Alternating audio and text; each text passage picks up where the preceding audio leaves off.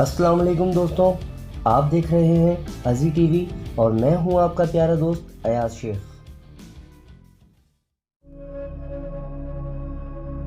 Hulagu Khan کون تھا؟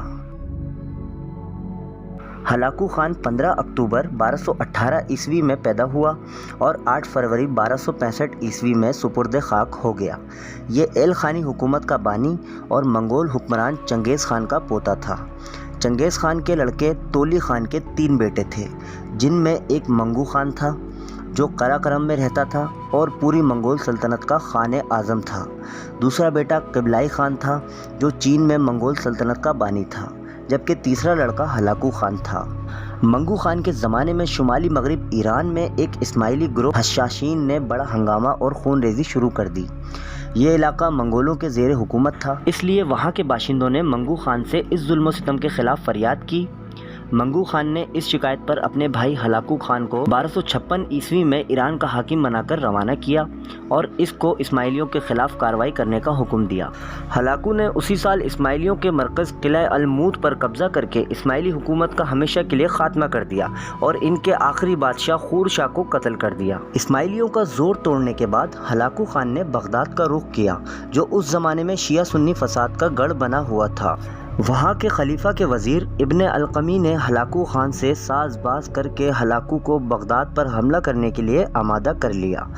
1258 عیسوی میں بغداد تباہ کرنے کے بعد ہلاکو خان نے پورے عراق پر قبضہ کر لیا اور بصرہ اور کوفہ کے عظیم شہر تباہ و برباد کر دیے۔ اس کے بعد منگول فوجوں نے جزیرے کے راستے شام پر حملہ کیا اور ایران کے شہروں کو تباہ کرتے ہوئے حلب پہنچ گئے، جہاں 50,000 مرد قتل عام میں مارے گئے اور ہزاروں عورتوں اور بچوں کو غلام بنا لیا گیا۔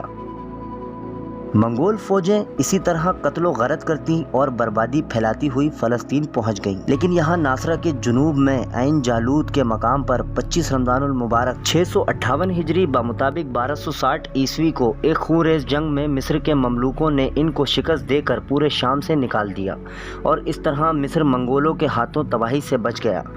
منگو خان کے بعد قراقرم کی حکومت کا اقتدار کمزور پڑ گیا اور ہلاکو خان نے ایران میں اپنی مستقل حکومت قائم کر لی۔ اس نے مراغہ نامی ایک جگہ کو اپنا دارالحکومت بنایا اور بعد میں دارالحکومت تبریزی نامی جگہ پر منتقل کر دیا گیا۔